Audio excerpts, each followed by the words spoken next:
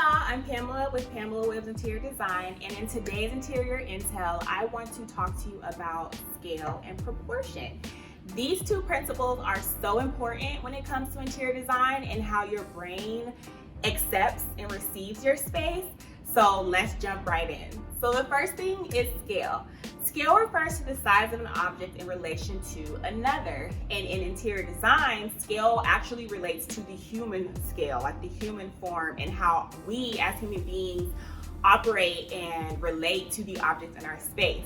So, things like how large or small an object should be compared to the user needs to be taken into consideration when you are, say, designing a space from scratch, or you're doing a refresh or anything like that. So for example, a standard countertop height is around like 32 to 38 inches. And that's because you want to be comfortable when you walk up to that counter and start working in your kitchen or in your bathroom or wherever.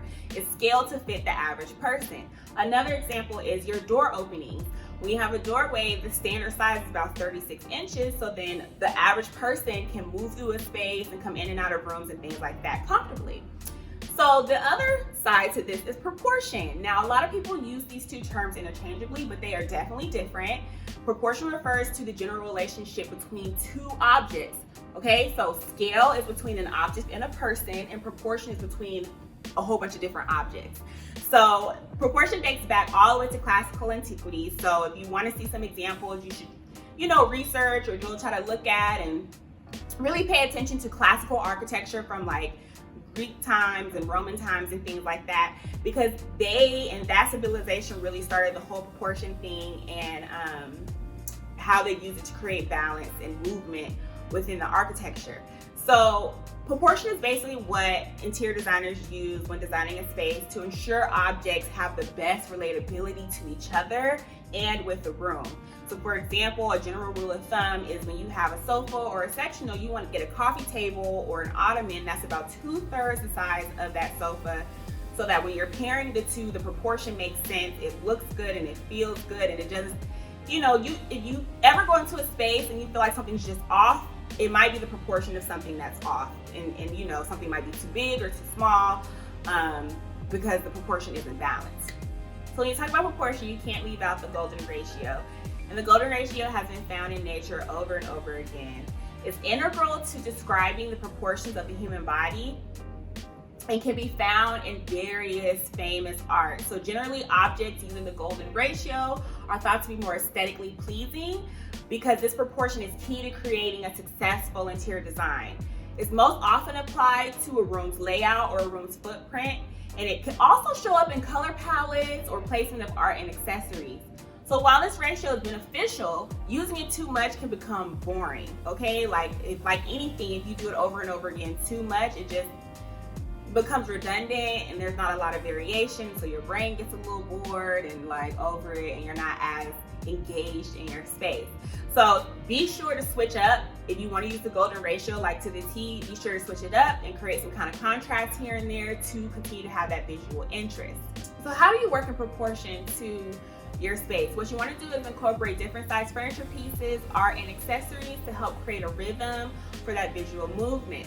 This helps with the engagement you have with your spaces, and once you set the foundation in relation to your human scale, you'll be able to know, how to go above and beyond or below and things like that for your proportion.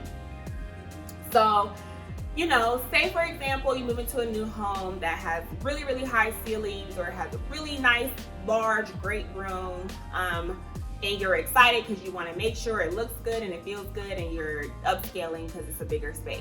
Just because you move into a bigger space doesn't mean that you need to get gigantic or huge scaled furniture and art and things like that. That's not actually what it means, because after all, your human scale, like the size of you, hasn't changed. Just the space has changed. So instead of trying to get huge pieces all over the place because you're in a larger space, what you want to do is try to break those spaces up into smaller spaces and create smaller settings that are proportionate to each other. So, whenever you are thinking about scale proportion, just keep in mind, keep it simple, keep it sensible, what makes sense, what feels good, and you will be a-okay. So, the height of the countertops, like we talked about before, should be about waist level so you can easily work, or, how big should your area rug be in your bedroom, Well, when you get out of bed, do you want to put your foot on the cold floor? Probably not. You want to put it on the area rug. So, you know, the portion of that area rug needs to be a bit bigger than your bed. Or things like, where should you hang your painting? Well, average height is around 5 feet, 5 inches, 5 feet, 6 inches. So you want to put that at eye level, you know, the center of that painting at eye level, so you can actually see it and enjoy it, and it's not too high, it's not too low, and it just makes sense aesthetically.